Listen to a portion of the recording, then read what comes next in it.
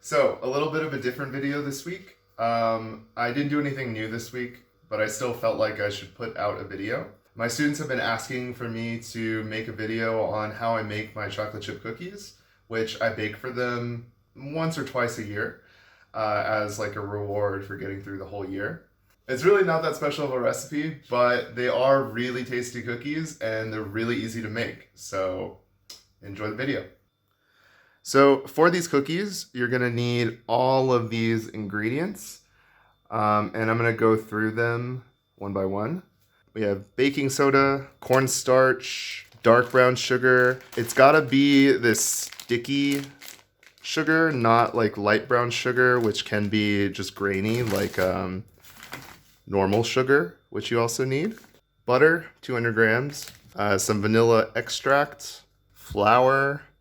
I get premium grade, like the highest grade of flour, but I haven't tried with other lower grades of flour. I don't think it makes that big of a difference, but this is the one that I always use. You need 2 eggs, 1 whole egg, and then 1 egg yolk. You can use chocolate chips or confectionery chocolates that you have to chop up into chunks. Just make sure that you get dark chocolate. I think it works better for chocolate chip cookies. And I like the chunks a little bit better because it gives you more overall chocolate flavor versus the chocolate chips, which are a little bit more aesthetically pleasing. You need some salt. The cinnamon is completely optional, but I like a little bit of it in there. You need some wax paper foil for lining the pan. A couple of big bowls to mix ingredients in. Yes, I am using a rice pot. My kitchen is kind of scuffed. You don't need a mixer, but I find it makes life a lot easier. And that's basically it. So the first thing we're gonna do is put our butter in a small bowl and microwave it for about a minute or so. I've tried with room temperature butter and melted butter. I think melted butter does taste a little bit better than room temperature butter, but I don't think it makes like a huge difference. So if you don't have the time, you can skip this step. So once your butter is fully melted, it's gonna be really hot and it needs to cool down a little bit because otherwise it's going to cook the eggs when you mix them. So I'm gonna put this in the fridge. While we wait for the butter to cool down a little bit, we're gonna mix our dry ingredients in this bowl and wet ingredients in this bowl. I'm not exactly sure why people tell you that you have to mix these two separately and then combine them, but I'm sure there's a good reason for it. And I just follow directions that I read on the internet. So you do want your wet bowl to be a little bit bigger than your dry bowl because these ingredients are going to go into this one eventually. So let's get started. If you don't have a scale at home, I highly recommend getting one. It's super useful and it's probably the best thing that I bought for my kitchen. Otherwise, you're gonna need a measuring cup and actual measuring cups because this is for liquid and not for dry ingredients like flour. I didn't know that the two were different until I realized that this one wasn't measuring correctly. With the scale though, you never have that problem. In your dry bowl, you want 350 grams of flour. If you're measuring this out with a measuring cup, you want to make sure that you are not just spooning the cup into the flour. You want to get an actual spoon and use that to put it into the measuring cup. Because otherwise you pack the flour down a little too much and you'll mess up your measurements. All right, a little bit more, but it's good enough. So the rest of the measurements are a little bit imprecise, but I just use an actual teaspoon here. You're gonna need 2 heaping teaspoons of cornstarch. Cornstarch is super important for the softness of the cookie, so that's not too crunchy and hard. You're gonna need 1 teaspoon of baking soda. Baking soda is not the same as baking powder. I think one is acidic and one is basic, and I'm not sure which one soda is, but baking soda, not baking powder. You're gonna want about 3/4 of a tablespoon or teaspoon of salt. So not quite this full teaspoon. Again, this is a scuffed kitchen. That's why I don't have actual measuring cups. This is good enough, right? And then cinnamon, if you like cinnamon, if you're not allergic to cinnamon, I highly recommend putting these into your chocolate chip cookies. It really helps give nuance to the chocolatey flavor so that you have more of like a complex flavor profile. Just a couple of those, good enough. So we're just gonna whisk all of this together a little bit.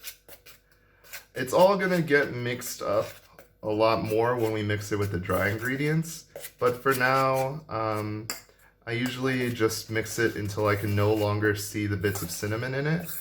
But if you're not using cinnamon, I don't know, just mix it for about a minute. So this may be a little bit counterintuitive, but sugar is in fact a wet ingredient, and it goes into the wet bowl. We're gonna measure out 100 grams of white sugar. Then we need 250 grams of dark brown sugar. About 250 grams of dark brown sugar. So then we need our 2 eggs, 1 full egg and 1 egg yolk. Our last wet ingredient is vanilla extract. We're gonna need 1.5 teaspoons of this. So that's 1, and then that's about a half, who knows. After the butter is cooled, it also goes in here. So while we wait for the butter to cool down a little bit more, I'm gonna chop up these chocolate chunks so that we don't waste time with the mixing process.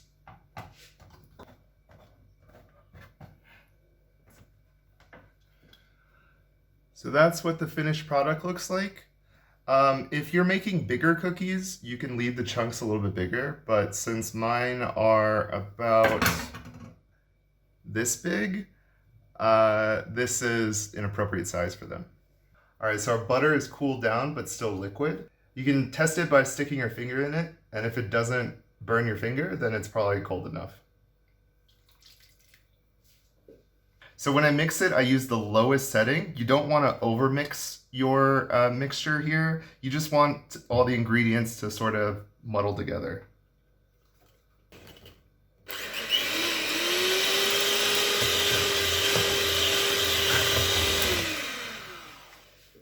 That's kind of what it should look like. Now you're going to take your dry ingredients and slowly pour it in there. Maybe like a third, and then another third, and then another third. It's getting a little bit thicker now. You really want to make sure that it's at the lowest setting possible because you want this sort of chunky consistency. You don't want it to be liquidy, right? After you've finished your dry ingredients, you can go ahead and mix this cookie dough by hand. I think it works a lot faster because the mixer no longer is the appropriate speed. So one of the hardest parts for me when I was learning how to make these cookies was figuring out when to stop working the dough, because you don't want the dough to be super, you don't want to overwork the dough, essentially. You just want to make sure that all the ingredients are mixed up, that you have this cookie dough consistency that we all know and love. So after you can no longer see any of the flour in there, we're just gonna dump all this chocolate in. This is the good stuff right here, the powder. This is what makes chocolate chunks a little bit superior to chocolate chips in my opinion, because you don't get this with the chocolate chips unless you cut them.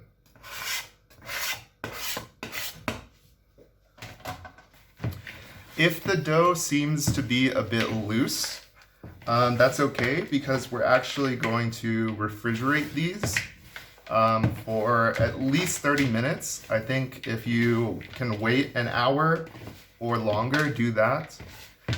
But this cookie dough definitely needs to be chilled, just so that when it bakes in the oven, it maintains its shape, and it also gives the cookies a little bit better of a texture.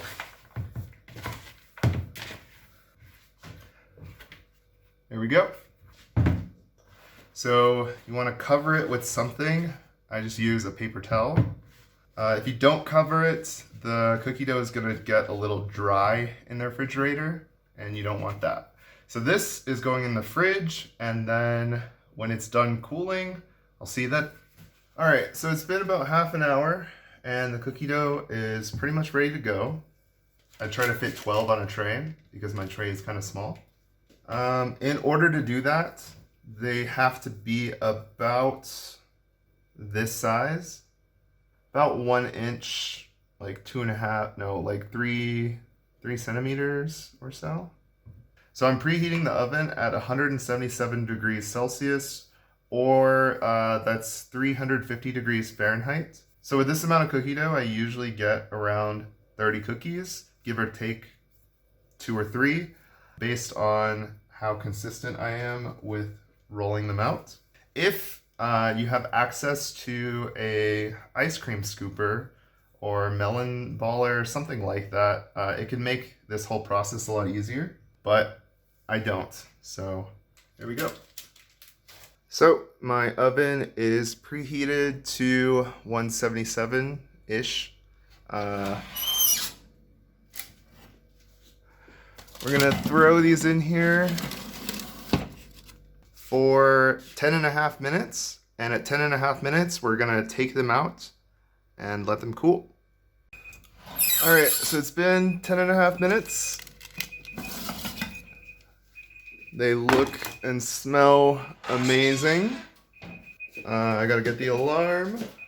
So it's really important that you let this continue cooking on the tray for at least another 5-10 minutes or so. They'll look a little underdone when you first take them out, and that's because they need to sit on the hot tray for like 5 minutes or so. I ended up making about 36, which means that I maybe made them a little bit too small this time, but that's okay. More cookies. It can be really, really tempting to get one and eat it right away, but trust me, it is worth the wait.